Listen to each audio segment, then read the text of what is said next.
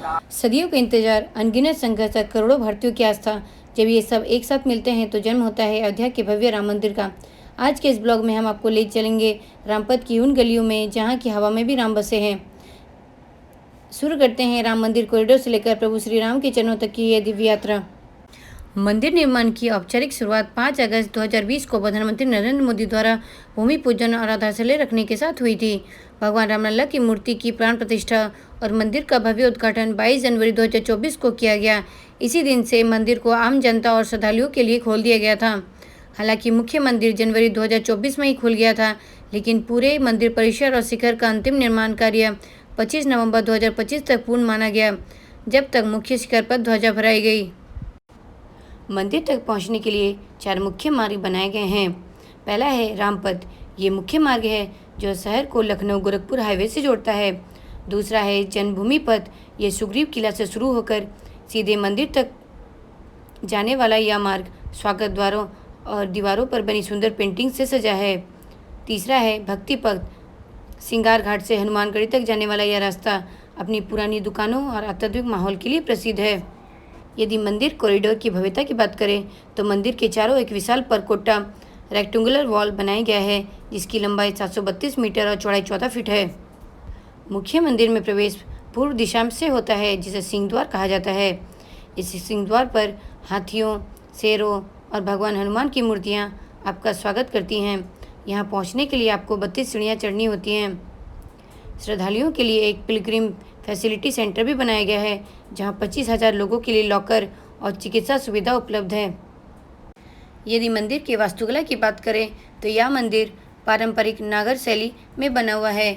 इसकी उम्र लगभग 1000 साल से भी अधिक मानी जाती है, क्योंकि इसमें लोहे या स्टील का प्रयोग नहीं किया गया है। मंदिर के आकार की बात करें तो यह मंदिर 380 फीट लंबा, 250 फीट चौड़ा और 161 फीट ऊंचा है। यह 3 मंजिला मंदिर है। भूतल पर रामलला का बाल स्वरूप विराजमान है और प्रथम तल पर भव्य राम दरबार है। मंदिर में कुल 392 खंभे हैं, जिनमें से प्रत्येक पर देवी देवताओं की सुंदर आकृतियां उकेरी गई हैं। मंदिर में कुल मिलाकर 5 हॉल हैं।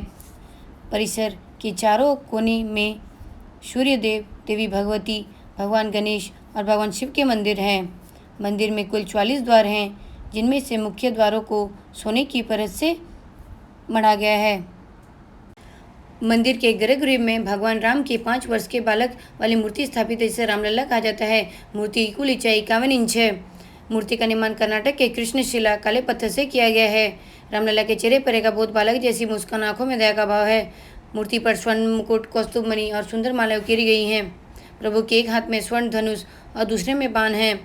मूर्ति के चारों ओर कलात्मक घेरा है, जिसे हिंदू धर्म के महत्वपूर्ण प्रतीक उकेरे गए हैं। भगवान विष्णु के 10 अवतारों दोनों तरफ बनाए गए हैं। सबसे ऊपर सूर्यदेव हैं और किनारों पर ओम, गणेश, चक्र, शंख, गदा और स्वस्तिक के चिन्ह बने हुए हैं। मूर्ति के चरणों के पास एक तरफ हनुमान जी और दूसरी तरफ गरुड़ जी की छोटी प्रतिमाएं उकेरी गई हैं। इस अद्भुत प्रतिमा को मैसूर के प्रसिद्ध मूर्तिकार अरुण योगीराज ने बनाया है। मूर्ति को इस तरह से स्थापित किया गया है कि हर साल रामनवमी के दिन दोपहर 12 बजे सूर्य की किरणें सीधे रामलला के मस्तक पर तिलक करती हैं। भक्तों की सुविधा के लिए यहाँ विशेष इंतजाम है। एक समय में 25,000 लोगों को ठहरने और सामान रखने की व्यवस्था की गई है। मोबाइल, जूते और बैग जमा करने के लिए मुफ्त लॉकर की सुविधा दी गई है। आपातकालीन चिकित्सा सहायता और वरिष्ठ नागरिक के लिए व्हीलचेयर और रैंप की भी सुविधा है। अयोध्या का भव्य राम मंदिर केवल पत्थरों और नक्काशी से बनी एक इमारत नहीं है, बल्कि यह करोड़ों भारतीयों के सदियों पुराने धैर्य, अटूट विश्वास और भक्ति का साक्षात प्रमाण है। यहाँ की हवा में गूंजता जय श्री राम का उद्घोष और सरयू तट की शांति आपको एक अलग ही दुनिया में ले जाती है।